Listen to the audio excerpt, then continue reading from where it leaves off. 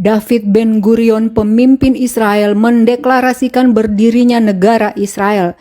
Hal ini sesuai dengan nubuatan Yehezkiel, Yeremia, dan Yesaya.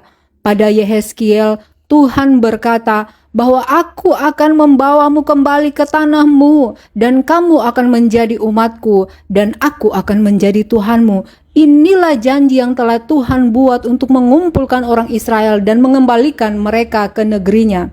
Dalam Yeremia, Tuhan berkata, aku akan membawa mereka kembali dari semua tempat di mana aku membuang mereka. Mereka akan menjadi umatku dan aku akan berada di sana.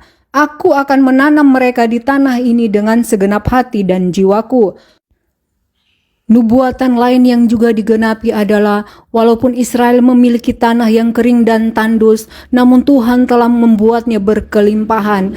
Israel kini menanam pohon lebih banyak 10 kali dibandingkan Rusia. Hal ini menunjukkan kekuatan dan tekad mereka mengubah gurun menjadi tempat yang subur. Dalam Sakaria, Tuhan berjanji benih akan tumbuh dengan baik, pohon anggur akan menghasilkan buahnya, tanah akan menghasilkan panennya, dan langit akan menurunkan hujannya. Aku akan memberikan semuanya ini sebagai warisan kepada sisa-sisa orang Israel. Permasalahan politik di Timur Tengah juga sejalan dengan nubuatan. Dalam Sakaria, Tuhan berkata, aku akan menjadikan Yerusalem sebagai cawan yang menimbulkan pertikaian bagi semua bangsa. Yehuda dan Yerusalem akan diserang, dan ketika semua bangsa di dunia berkumpul melawannya, aku akan menjadikan Yerusalem sebagai batu karang kokoh yang tidak dapat digoncangkan. Siapapun yang mencoba melakukannya akan melukai dirinya sendiri. Israel memiliki teknologi militer terbaik di dunia, dan Yerusalem, seperti yang diperkirakan, tetap menjadi pusat konflik. Yerusalem memainkan peranan penting dalam banyak nubuatan dan yang digenapi. Mengingat statusnya sebagai pusat konflik, Israel telah berinvestasi dalam bidang militer dengan teknologi canggih. Waktu penggenapan Yerusalem semakin dekat, tetapi Yerusalem tetap tidak tersentuh, sementara musuh-musuh menguasai bangsa-bangsa di sekitarnya.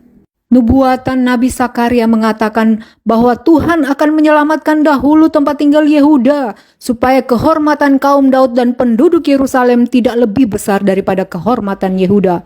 Pada hari itu, Tuhan akan melindungi penduduk Yerusalem, supaya yang paling lemah di antara mereka menjadi seperti Daud, dan kaum Daud menjadi seperti Allah, malaikat Tuhan yang berjalan di depan mereka. Pada hari itu, aku akan membinasakan semua bangsa yang menyerang Yerusalem.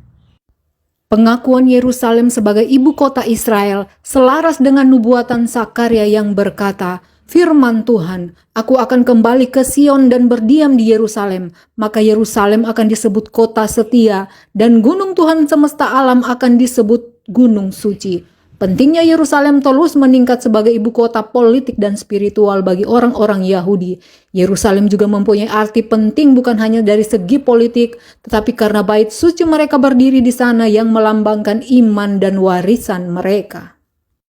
Dalam Sakaria, Tuhan berkata, masih banyak orang dari penduduk banyak kota yang akan datang, dan penduduk satu kota akan pergi ke kota yang lain dan berkata, marilah kita pergi memohon kepada Tuhan dan mencari Tuhan. Bangsa-bangsa yang kuat akan datang ke Yerusalem untuk mencari Tuhan semesta alam.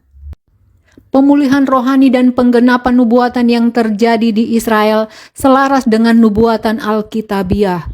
Yoel mengatakan bahwa pada hari-hari terakhir aku akan mencurahkan rohku kepada semua orang.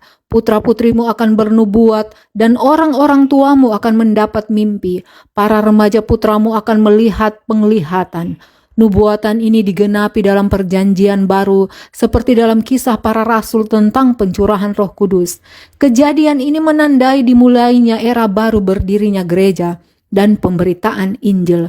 Dalam Roma pasal 11, Paulus menulis tentang nubuatan penting lainnya, bahwa dengan cara ini seluruh Israel akan diselamatkan, seperti ada tertulis, keselamatan akan datang dari Sion, Tuhan akan membuang kefasikan dari Yakub. Nubuatan ini menantikan saatnya ketika pembebasan Tuhan akan membawa keselamatan bagi Israel.